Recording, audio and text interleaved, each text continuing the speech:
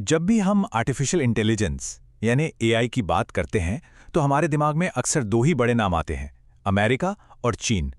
लेकिन क्या हो अगर इस कहानी में एक नया खिलाड़ी आ रहा हो, एक ऐसा खिलाड़ी जो सिर्फ मुकाबला करने नहीं बल्कि एक नया रास्ता बनाने आया हो।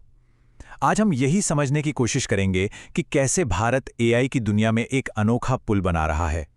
तो सवाल यही है कि क्या एआई की ये होड़ सिर्फ एक दो तरफा मुकाबला है। अब तक तो दुनिया यही मानकर चल रही थी, लेकिन जमीन पर हकीकत वो अब तेजी से बदल रही है।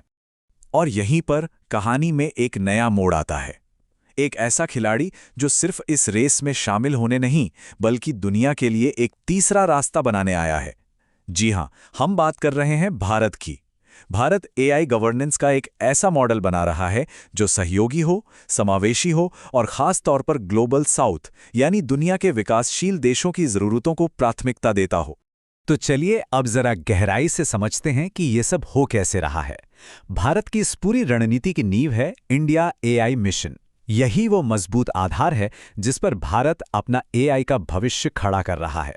तो ये इंडिया एआई मिशन है क्या चीज? देखिए, आसान भाषा में समझें तो ये सरकार की एक बहुत बड़ी पहल है। इसका मकसद है एक पूरा माहौल, एक इकोसिस्टम तैयार करना जहां एआई से जुड़े नए नए आइडियाज पनप सकें।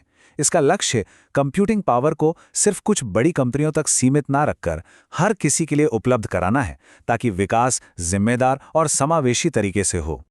और ये मिशन हवा में नहीं है, इसे 7 मजबूत पिलर्स पर खड़ा किया गया है। आप देखिए, इसमें एआई कंप्यूटिंग पावर बढ़ाने से लेकर भारत के अपने एआई मॉडल्स तैयार करने, स्टार्टअप्स को पैसा देने और हाँ, सबसे ज़रूरी एआई को सेफ और भरोसेमंद बनाने तक, मतलब सब कुछ कवर किया गया है। ये एक बहुत ही सोची समझी योजना है। और देखिए, ये सिर्फ कागजी बातें नहीं हैं, ये ज़मीन पर भी उतर रहा है। मिसाल के तौर पर ज़रा ये जॉब ऐड देखिए, डेप्यूटी मैनेजर स्टार्टअप्स। ये छोटी सी बात दिखाती है कि मिशन का फोकस कितना प्रैक्टिकल है। मतलब वो एक्टिवली ऐसे लोगों को ढूंढ रहे हैं जो देश के नए आइडियाज़ को, नए स्टार्टअप्स को आगे बढ़ा सकें। तो एक तरफ तो ये घरेलू तैयारी चल रही है, लेकिन इस आग को हवा दे रही है एक और बड़ी ताकत, और वो है पैसा, यानी कि इन्वेस्टमेंट। चलिए देखते हैं कि कैसे दुनिया भर का पैसा भारत के एआई ड्रीम को सच करने में लगा है। सबसे पहले ये आंकड़ा देखिए, $67 बिलियन से भी ज्यादा। इतना पैसा भारत के एआई और क्लाउड सेक्टर में लगाने का वादा किया जा चुका है। ये कोई छोटी मोटी रकम नहीं है। लेकिन कहानी यहीं खत्म नहीं होती। ये तो बस ग्लोबल इन्वेस्टमेंट है। रिलायंस जैसी भारत की अपनी बड़ी कंपनियां अगले 7 सालों में करीब करीब $110 बिलियन का निवेश करने जा रही हैं। सोचिए जरा।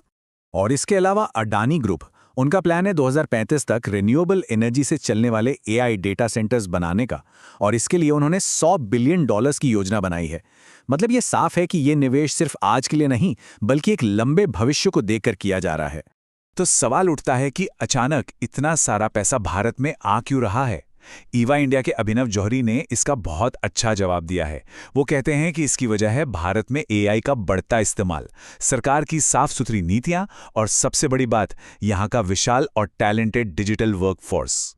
तो ठीक है, देश के अंदर नीतियां बन गईं, पैसा भी आ रहा है, लेकिन भारत सिर्फ अपने घर में ही काम नहीं कर रहा। वो ग्लोबल स्टेज पर यानी दुनिया के सामने भी एआई के नियम तय करने में एक अहम रोल निभा रहा है। और यहीं पर बात आती है नई दिल्ली डिक्लेरेशन की।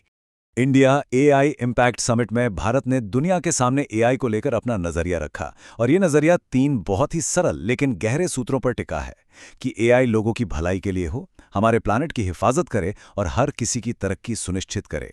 ये पूरी तरह से इंसानियत को सेंटर में रखने वाली सोच है। और ये सिर्फ बड़ी बड़ी बातें नहीं थी, इस डिक्लेरेशन से कुछ ठोस कदम भी निकले, जैसे कि एआई टेक्नोलॉजी सब तक पहुंचे इसके लिए एक चार्टर, जानकारी साझा करने के लिए एक ग्लोबल डेटाबेस और सेफ एआई बनाने में मदद के लिए जरूरी टूल्स का एक कलेक्शन। मतलब फिलॉसफी को एक्शन में बदला जा रहा है। अब बात करते हैं सबसे जरूरी चीजों में से एक की, गवर्नेंस। देखिए, जब टेक्नोलॉजी इतनी पावरफुल हो तो उसके साथ उतनी ही बड़ी जिम्मेदारी भी आती है, और भारत ये पक्का करने के लिए गार्ड रेल्स यानी कि नियम कायदे बना रहा है ताकि एआई का विकास सही दिशा में और नैतिक तरीके से हो। ये जो दस्तावेज है, भारत एआई शासन दिशा निर्देश, ये इसी सोच का नतीजा है। ये एक ऐसा फ्रेमवर्क है जो एक तरफ तो टेक्नोलॉजी की तरक्की को बढ़ावा देता है, लेकिन साथ ही उससे जुड़े खतरों को कम करने पर भी जोर देता है। मतलब इनोवेशन और सेफ्टी के बीच एक बैलेंस। इन गाइडलाइंस के दिल में 7 बड़े सिद्धांत हैं। वैसे तो सारे ही जरूरी हैं, लेकिन 2 बातें खास तौर पर ध्यान खींचती हैं। पहली, विश्वास ही नींव है, और दूसरी, पहले लोग। ये इस बात पर जोर देती हैं कि टेक्नोलॉजी को इंसानों की सेवा करनी चाहिए, न कि इंसान को टेक्नोलॉजी का गुलाम बन जाना चाहिए। अब सिर्फ सिद्धांत बनाने से तो काम नहीं चलेगा, उन्हें लागू भी करना पड़ेगा। इसके लिए भारत नई संस्थाएं बना रहा है। एक एआई गवर्नेंस ग्रुप होगा जो अलग अलग मंत्रालयों के बीच तालमेल बिठाएगा। एक एक्सपर्ट ग्रुप नई टेक्नोलॉजी पर सलाह देगा, और एक एआई सेफ्टी इंस्टीट्यूट ये पक्का करेगा कि एआई सिस्टम्स की ठीक से टेस्टिंग हो। ये दिखाता है कि सरकार इस मामले में कितनी सीरियस है। तो इन सब बातों का क्या मतलब निकलता है? ये सारी कड़ियां जुड़कर एक ही तस्वीर बनाती हैं, और वो तस्वीर है भारत की एक ग्लोबल ब्रिज बिल्डर के तौर पर। ये स्लाइड पूरी कहानी को बहुत अच्छे से समझाती है। देखिए, एक तरफ अमेरिका और चीन वाले मॉडल्स हैं जिन पर कुछ बड़ी टेक कंपनियों का या सरकारों का दबदबा है। इसमें खतरा ये है कि जो विकासशील देश हैं वो पीछे छूट सकते हैं। वहीं दूसरी तरफ भारत का ये पुल बनाने वाला अप्रोच है। ये समावेशी है, इनोवेशन और नैतिक सुरक्षा के बीच संतुलन बनाता है। और सबसे ज़रूरी बात, ये ग्लोबल साउथ यानी दुनिया के विकासशील देशों की आवाज़ और उनकी ज़रूरतों को सबसे आगे रखता है। और ये सिर्फ हमारा कहना नहीं है, रिसर्च भी इसी तरफ इशारा करती है। ये जो कोट है, ये भारत के इस नए रोल को बिल्कुल सटीक तरीके से बयां करता है।